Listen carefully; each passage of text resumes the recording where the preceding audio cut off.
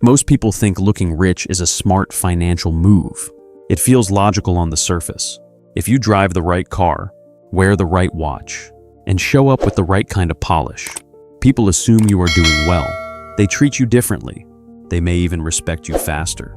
But real financial security often moves in the exact opposite direction, and that is what makes it so easy to miss.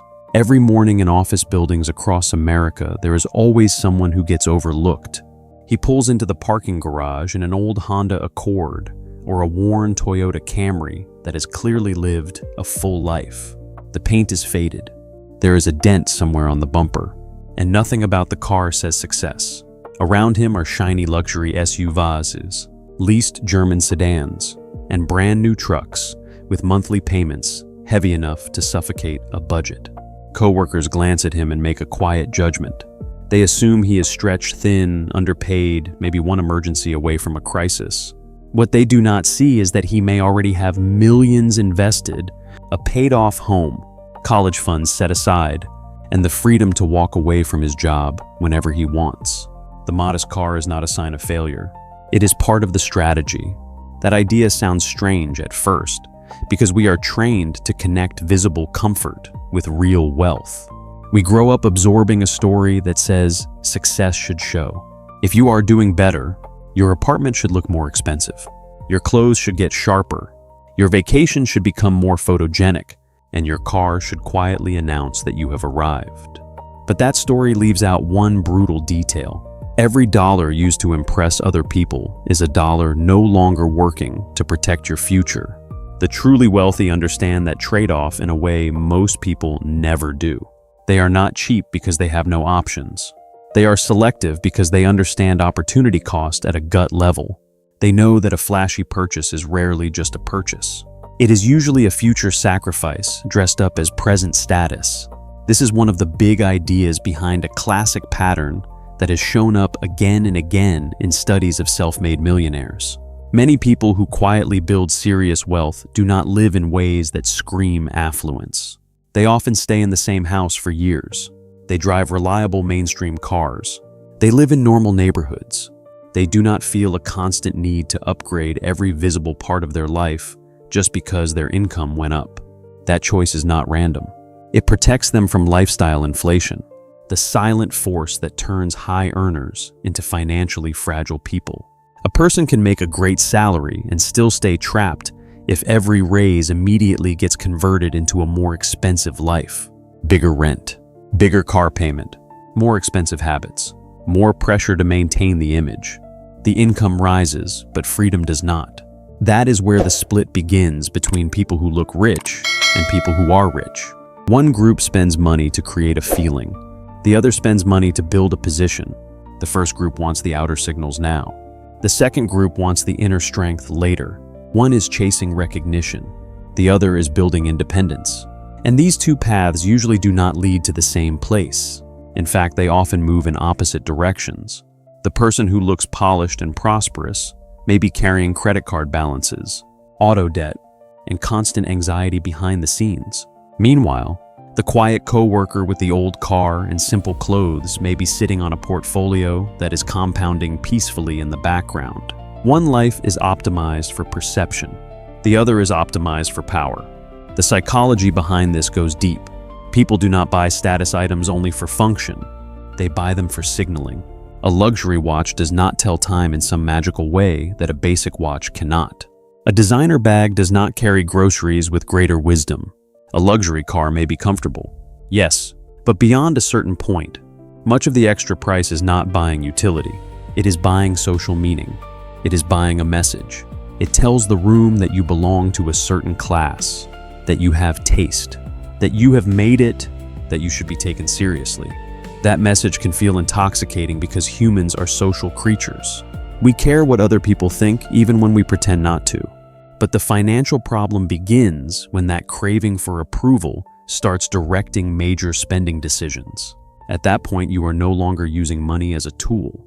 You are using money as theater, and theater is expensive. The person financing a luxury image often does not realize how much future peace they are trading away for present validation. A bigger car payment means less room to invest. A constant stream of upgrades means less margin for emergencies. The desire to keep up means your financial life becomes dependent on maintaining appearances. You stop asking whether a purchase improves your life in any meaningful way, and start asking whether it matches the image you think you are supposed to present. That is a dangerous shift, because it puts your sense of identity in the hands of strangers, algorithm, coworkers, and people who will forget about your new purchase in 3 days. The thrill is short, the cost is long, and the money that could have been compounding quietly for 10 or 20 years is gone. The smarter path is less glamorous, at least from the outside. It asks you to tolerate being underestimated. It asks you to let people misread you. It asks you to stop performing wealth and start building it. That can feel uncomfortable in a culture obsessed with optics, but it comes with a reward that appearances can never give you. It gives you breathing room. It gives you options. It gives you the kind of calm that comes from knowing your life is not held together by monthly payments and social approval. When you stop spending to prove something, your money starts doing what it was always supposed to do. It starts buying time, safety, resilience, and freedom. And once you understand that, an ordinary old car in a parking garage stops looking sad. It starts looking like a quiet act of financial intelligence. One reason this strategy works so well is that compound growth rewards restraint in a way most people never fully feel until much later. When you buy something mainly to look successful, the real price is not just the sticker price. It is also everything that money could have become if it had stayed invested. A $10,000 difference here, a $20,000 upgrade there, a few thousand more each year to support a polished image. All of that sounds manageable in the moment. But over 10, 15, or 25 years, those choices can quietly add up to hundreds of thousands of dollars, sometimes much more. That is the part people rarely picture when they swipe the card. They see the car, the bag, the phone, the trip, the applause. They do not see the future version of themselves losing options year after year because too much money was spent feeding an identity instead of building a foundation. This is why so many people with strong incomes still feel strangely trapped. On paper, they are doing well. They have respectable jobs, nice things, and the kind of life that looks solid from the outside. Yet underneath that image is constant tension. They need the next paycheck. They need the bonus. They need everything to keep running smoothly because the machine they built around themselves is expensive to maintain. Once that happens, money stops being a source of freedom and becomes a source of pressure. The irony is painful. The very spending meant to prove success often creates the most fragile version of it. You can look impressive and still be one layoff, one medical bill, or one bad year away from panic. Meanwhile, someone earning the same amount but living more quietly may be building real flexibility month after month. There is also something else happening beneath the surface. A more modest lifestyle protects your attention. When you are not trying to constantly upgrade your image, your mind gets freed from a surprising amount of noise. You stop comparing every visible part of your life to everyone around you. You stop feeling the need to respond to someone else's new purchase with one of your own. You stop turning ordinary social situations into silent status contests. That shift matters more than people think, because comparison is expensive. It does not only drain money, it drains peace. The person who is always trying to signal progress through possessions never gets to rest for long. There is always a newer version, a nicer neighborhood, a higher tier, a more exclusive experience, a better-looking life, waiting on the other side of another payment. The finish line keeps moving because it was never really about utility, it was about recognition. And recognition is one of the least stable currencies in the world. A quieter financial life also makes you harder to manipulate. The more visible your money looks, the more social pressure comes with it. People assume you can pay. They expect generosity on cue. They raise prices when they think you can absorb them. Salespeople pitch differently. Friends start making assumptions. Even strangers read your appearance and decide what category you belong in. Once you become legible as someone with money, a subtle tax appears in many parts of life. It shows up in the way people treat you, what they expect from you, and how much they think they can extract from you. When you look ordinary, you move through the world with less friction. You often pay fairer prices. You attract less envy. You avoid a lot of awkward social theater. In a strange way, modesty becomes a form of privacy, and privacy becomes a form of protection. That protection matters financially and emotionally. Think about how many relationships get distorted by visible wealth. If people know or suspect you have money, some will treat you differently, even if they do not mean to. Some become performative around you. Some become resentful. Some become dependent. Some quietly keep score. It gets harder to tell who values you for your character and who is responding to what they think you can provide. But when your life looks normal on the outside, that confusion gets filtered out. People tend to meet you more honestly. You are less likely to attract those who want access rather than connection. That may sound like a soft benefit compared to investment returns, but it matters deeply. A life with simpler signals often produces cleaner relationships, and cleaner relationships reduce a lot of hidden emotional cost. There is a concept here that many financially wise people understand without always putting it into words. Real wealth is not about displaying capacity. It is about preserving choice. The strongest financial position is not the one that earns the loudest reaction. It is the one that gives you room to breathe, room to walk away, room to wait, room to think clearly, room to say no. If your lifestyle is modest relative to your income, your savings rate rises. If your savings rate rises, your resilience grows. If your resilience grows, fear loses some of its grip on your decisions. That changes everything. It changes how you work, how you negotiate, how you respond to stress, and how much nonsense you are willing to tolerate. A person with money quietly stacked in the background does not need to panic in the same way. They are not fearless because life is easy. They are calmer because they have built a buffer between themselves and desperation. That buffer is invisible, which is exactly why so many people undervalue it. We live in a world where visible symbols get celebrated and invisible strength gets ignored. Nobody stops you in the hallway to congratulate you for having 6 months of expenses saved. Nobody comments on your discipline when you skip an unnecessary upgrade. Nobody sees the investment account growing in the background while you drive the same old car for another year. But those invisible choices are often the ones that create the most dramatic differences over time. They shape whether you are still stressed at 55 or quietly free. They shape whether a bad year becomes an inconvenience or a disaster. They shape whether work remains a choice or becomes a cage. So when people say looking poor can actually help you in life, they are not glorifying struggle. They are pointing to a deeper form of leverage. The goal is not to be deprived. The goal is to stop confusing expensive signals with meaningful strength. You can enjoy nice things, but the order matters. Build the base first. Protect the cash flow first. Invest first. Let luxury be a side effect of stability, not a substitute for it. Because when appearances lead and finances follow, life gets brittle. But when discipline leads and appearances become irrelevant, life gets stronger in quiet, powerful ways that outsiders may never notice. And honestly, that is part of the advantage.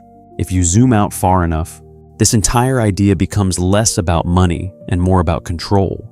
The way you choose to present your life influences how others interact with you. But it also shapes how you think about yourself. When your identity is tied to visible success, you start making decisions to protect that image instead of protecting your future. You hesitate to downgrade anything because it feels like losing status. You feel pressure to maintain a certain look, even when it no longer serves you. Over time, that pressure quietly limits your freedom.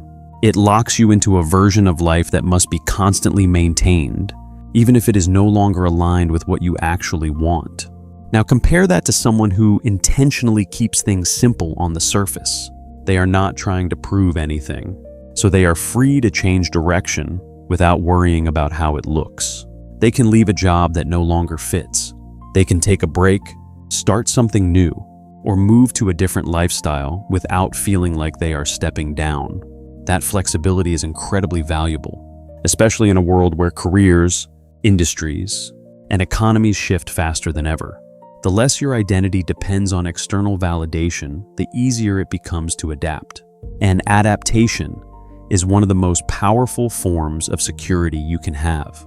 There is also a subtle advantage in negotiations that people rarely talk about. When others cannot easily read your financial position, you have more room to operate. If you walk into a situation already labeled as wealthy, prices tend to rise, expectations increase, and people assume you have less sensitivity to cost. But when your financial reality is not obvious, you often get treated more neutrally. You can ask better questions, push for better terms, and make decisions based on logic instead of image, even in everyday situations. From buying a car to discussing a salary, not revealing too much about your position can give you a quiet edge. You are not playing a role. You are simply not broadcasting your cards. This approach also changes how you experience success itself. When you are not chasing constant upgrades, the things you do choose to spend on become more intentional. You appreciate them more because they are not part of an endless cycle. You are not trying to impress anyone. You are choosing based on what genuinely improves your life. That shift brings a different kind of satisfaction, one that lasts longer because it is not tied to comparison. It is tied to alignment. You are no longer asking how something looks. You are asking how it feels, how it fits, and whether it supports the life you are actually trying to build. At the same time, the discipline of holding back from unnecessary spending strengthens a habit that compounds in ways far beyond money. It builds patience. It builds awareness. It builds the ability to delay gratification, which is one of the most consistent predictors of long-term success in almost any area. When you learn to pause before spending, to question your motives, and to separate wants from signals, you are training a kind of mental muscle that carries over into other parts of life. You become less reactive, less driven by impulse, and more grounded in what actually matters. That stability becomes a quiet advantage in a world that constantly tries to pull your attention and your money in every direction. Of course, none of this means you have to reject comfort or enjoyment. The goal is not to live in permanent restriction or pretend that money has no place in your lifestyle. The goal is to reverse the order. Instead of using money to create an image and hoping stability follows, you use discipline to create stability and let your lifestyle grow from there. When you do that, your spending becomes a reflection of your strength, not a compensation for its absence. You are not buying to fill a gap. You are choosing to enhance something that is already solid. In the end, the difference between looking rich and being rich is not just about numbers. It is about what you prioritize and what you are willing to trade for it. One path offers immediate recognition but long-term pressure. The other offers quiet progress and long-term freedom. One depends on how others see you. The other depends on what you quietly build over time. And while the first path may feel more exciting in the moment, it often leads to a life that is harder to sustain. The second path may look ordinary from the outside, but it creates a kind of security that cannot be faked or taken away easily. So, if there is one idea to carry forward, it is this. Real wealth is not measured by what you display. It is measured by what you keep, what you grow, and the options you create for yourself over time. The person driving the older car, living below their means, and investing consistently may not stand out in a crowd, but years later, they are often the one with the freedom everyone else is still chasing. And that is a trade most people only understand after they have already paid the price for getting it wrong.